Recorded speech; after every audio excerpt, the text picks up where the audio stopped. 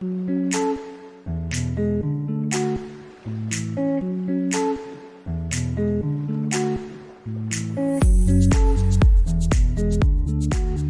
is a woman who is tasked at empowering other young women. One of the things that I did when I was 15 years old is set my mission. What are your core values? Are you creative? Are you innovative? What are my short-term goals? What are my long-term goals? When you know your worth, you know you will never settle. Despite the struggles that we have to go through, we have to rise above them.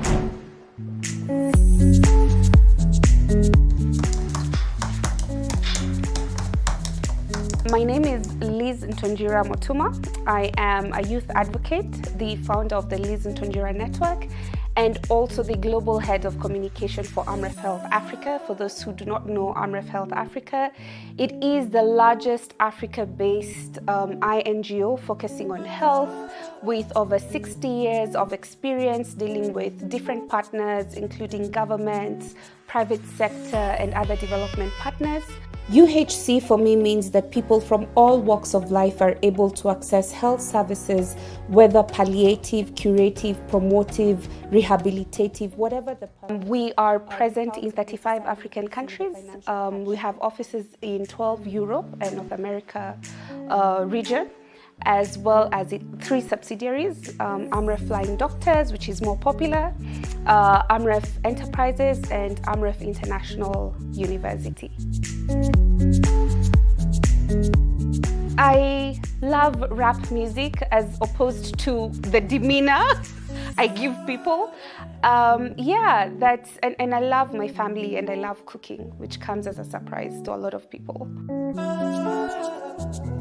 Wow, what kind of kid was I? Gosh, I was a very assertive kid that could constantly be confused for difficult because I stood my ground. A lot of times, it was very hard to bully me.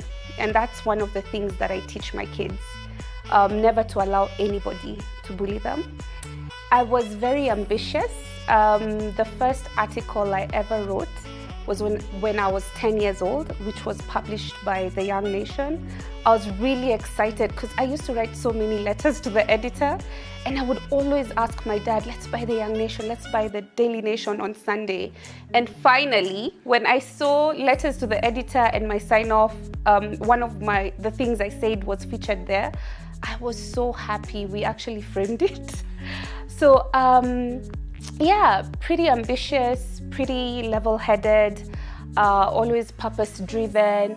Of course, when it's time to work, I work, and when it's time to play, I play hard as well, which is something that a lot of people think that I don't. I'm not always serious.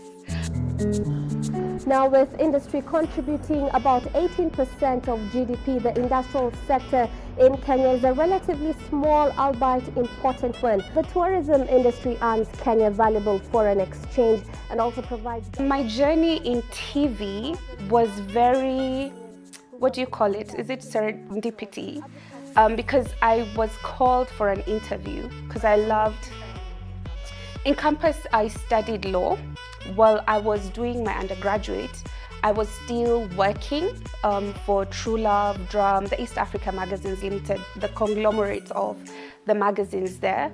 And so I used to contribute, and I loved writing. It's been one of my biggest passions. In fact, when I was in campus, I got constantly, after 8 months of pressuring the editor, I got an opinion editorial with my byline and everything.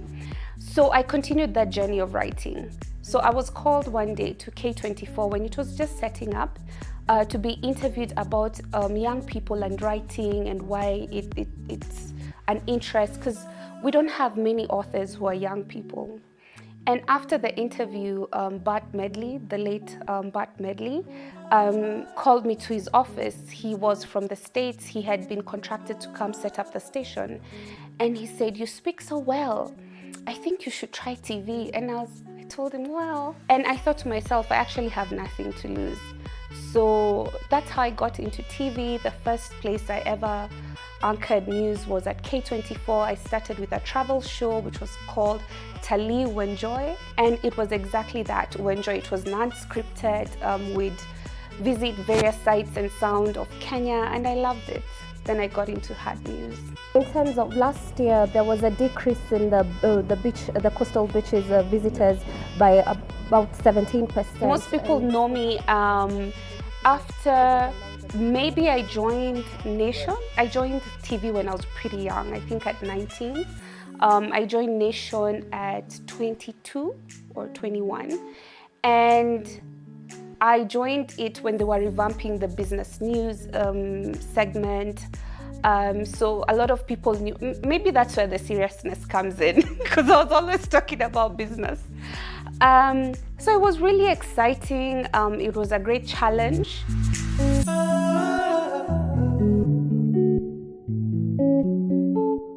When I launched Women in Power, and got recognition as the best reporter in gender development issues, that for me was just a confirmation or a rubber stamp that you're in the right track. When you compare in the UK and here in terms of the revenue that people get from painting? After a while, I felt like it was redundant.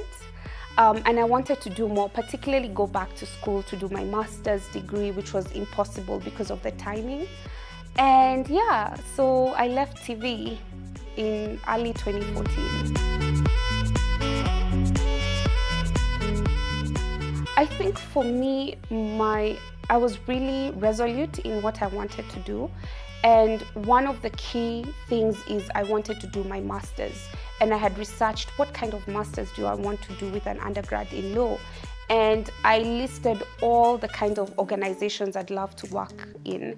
And I looked at the future workplace and the kind of skills they're looking for.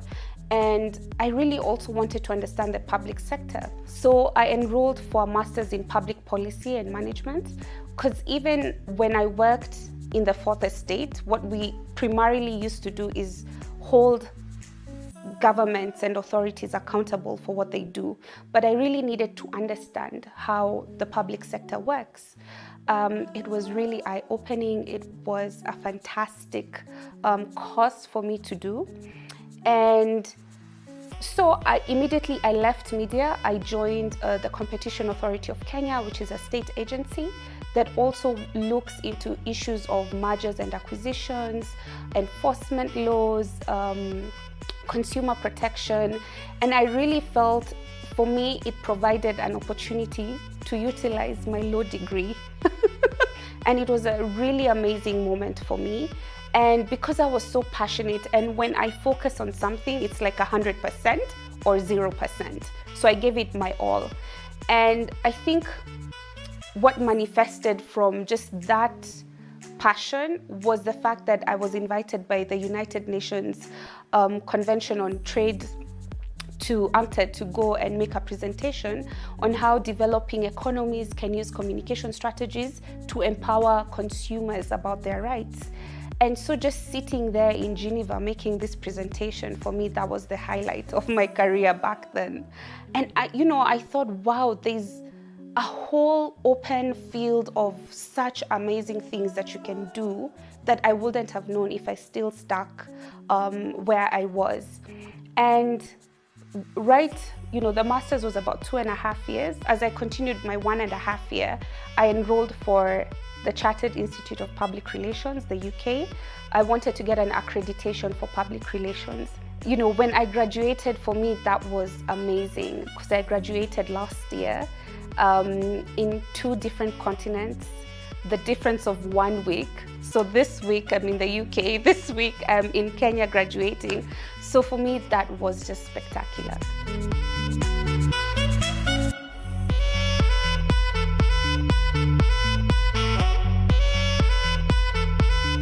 One and a half years into working in the public sector, I got this amazing offer for a USAID funded project.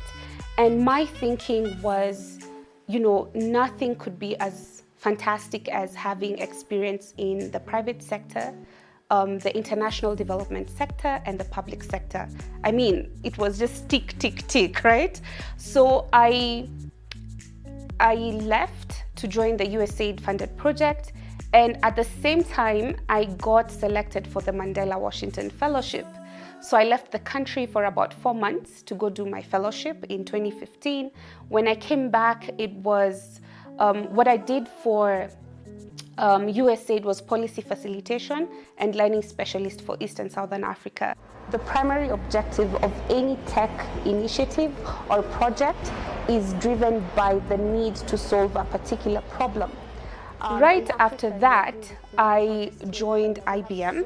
So I was taking another, multinational experience, and working there was really amazing. Like working in a multicultural sector where you have different cultures, different races, different opinions about different things, and so it made me really think global but act local, yeah. And then I had some of the most amazing bosses who really inspired and empowered me. And since I'd done quite a lot there, and I always gravitated towards social impact stories. So a lot of the work that I did at IBM was business to business. But I saw that whenever we did a story about how artificial intelligence or blockchain is helping access microcredit facilities to the Mamamboga, like those are the stories that would really make my blood pump, yeah? And AMREF is all about that. Yeah, it's all about social impact. It's all about changing the narrative of Africa. One of my biggest passion is storytelling. And this gave me, like a playfield of working out different stories. So that's how I found myself at AMREF.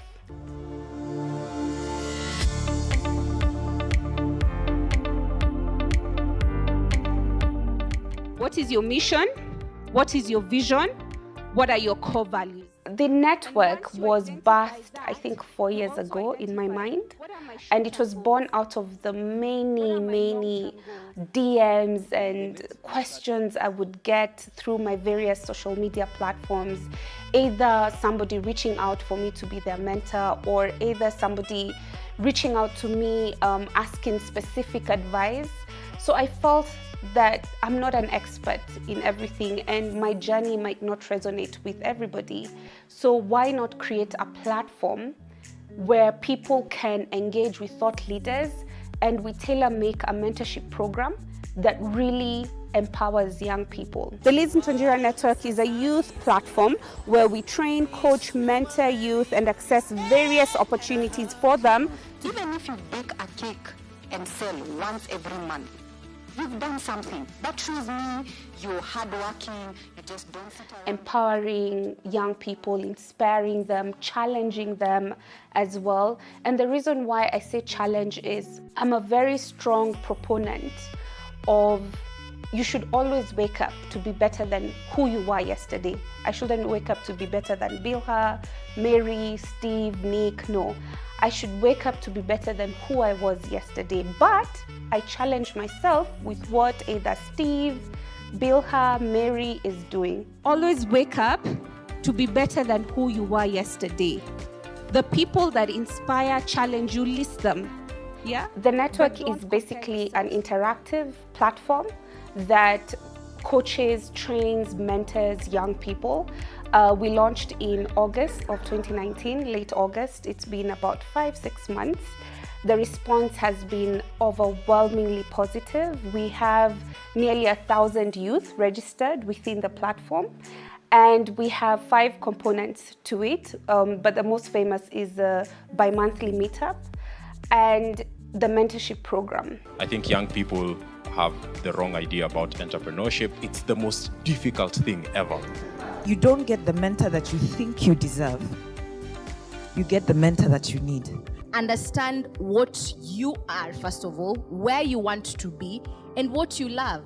I'm a youth advocate in the sense that since I think I was 5-6 years old, we'd always hear the youth are the future of this generation. And that is the same narrative that is told to date. This tomorrow never comes. So one of the taglines I use is inspiring young leaders of today, because we are leaders of today. We need a seat at the table. And if we're not given that seat, we forcefully take it or create that seat at the table. And it's really unfortunate that the latest census, the Kenyan census that was circulated, 39% of young people between the age of 18 to 35 in Kenya are jobless. Youth unemployment is a growing problem, and we are tired of the government saying we'll deal with it, yet their actions are not reflecting what they're saying. It's time rubber hits the road and all these words turn into action. What we're doing today, we've partnered and collaborated with the Link Youth Empowerment Initiative for their Young Mothers program, their couple of teen moms. And what we're doing today, we're just talking to them. It didn't hit me, there was such a huge gap. And the first time, I will never forget, it was August 17th, 2019. You know, when you set up something and you're starting and you're never too sure that people will show up. But surprisingly, the first ever event, we had about 78 people show up. Yes, I was so amazed.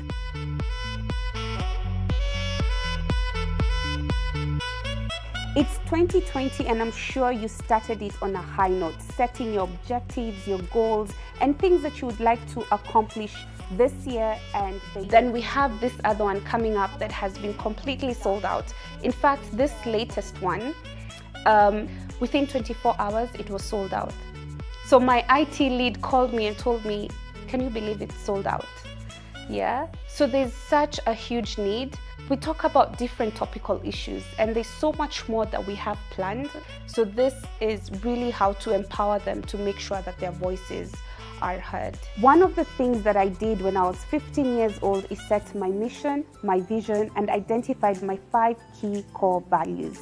And I want to help you identify those things that will help catapult you to realize your full potential. Are you a person of integrity? Are you honest? Are you creative? Are you innovative? What really excites me is when somebody comes to me and says, you know, that speech you gave or the words that you said really helped me.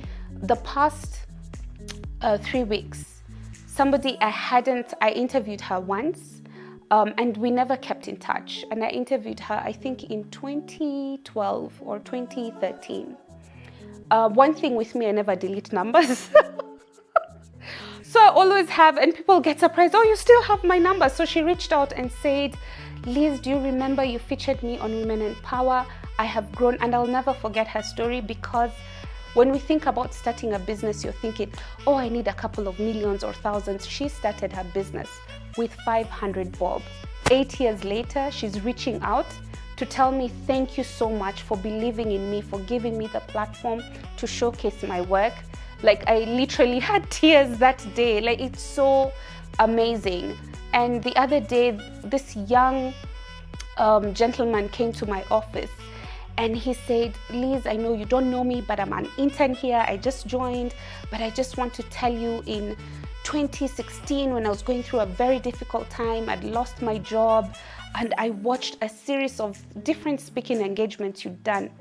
Let me tell you, sometimes you take for granted when you have a speaking opportunity, but this young man came with a whole notebook and told me, in 2016 you said this and this, and in 2017, you remember when you spoke about, you said this, what did you mean? Oh my God, I was at a loss for words, and that's why I do it. You need to appreciate your journey. You need to run your own. You need to run your own. And how you run your own race, I always say, is, for the longest time that I remember, I have always been the youngest amongst a senior leadership team. And you know, you have to work 10 times harder if you're young. You have to work 20 times harder if you're a young woman. But I've also been really fortunate that, to be honest, all my bosses have been so amazing, and actually I use them as mentors. you know, when we talk about mentorship, we always imagine, I need Oprah as my mentor, I don't know who was my mentor, I need Obama. I'm here where I am today because of the kind of women that have been with me throughout my journey. A lot of them have been my bosses. They were always empowering, always guiding me. Those are the guys that have really lifted me, my mom, my sister. And it also helps when you have people who are of the opposite sex that are very supportive. I do not remember any time I told my husband that I wanted to do something and he said, I think you're doing too much. Yeah, he's always been in the front line, cheerleading me. Like, he's like, yeah, go you. Yeah, so it's really important to surround yourself with people that empower and inspire you. I think it's really critical. In 2015, being selected amongst out of, you know, thousands and maybe millions of young Africans who had applied for the Young African Leadership Initiative that was later renamed Mandela Washington Fellowship, that was launched by Obama. That for me was big, like really, really big, to represent Kenya at such a platform. Even while there in the US, we were 40 of us from different parts of Africa. I got to interact with Obama, former US President Obama, and other US delegates and dignitaries. That for me was just unbelievable. I think UNCTAD being invited for the 14th intergovernmental group of experts discussing competition issues and just giving a case study of Kenya, because I set up the department from scratch. When I joined Competition Authority, it didn't have communication department. So just setting that up and being invited for such a high level meeting in Geneva at the headquarters of UN, I was speechless. Yeah. I want to thank God for this. Without him, it would be impossible. I want to thank my dearest husband who flew with me all the way from Kenya. Love you. Also been recognized while I was in IBM as the most exemplary employee, showcasing great work in media relations in the whole of Middle East and Africa, and that recognition coming from the inside, because sometimes you get a lot of recognition from outside people, but internally you don't. So just getting that recognition within IBM was a true testament of the journey that I was taking, a confirmation that all the choices I made till then were actually appropriate. Being recognized as a community builder for my work in communication, I think those for me have been really significant.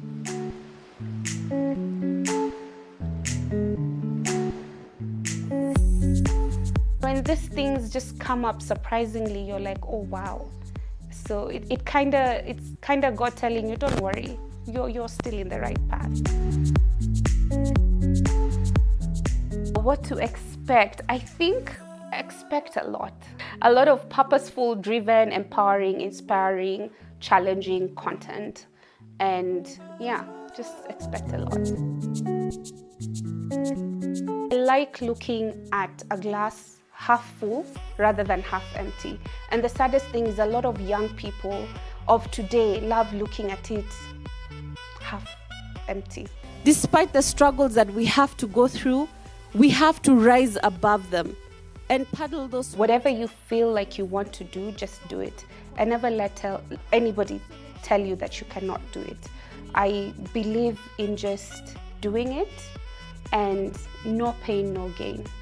That's to be honest, simply put, that's what keeps me going.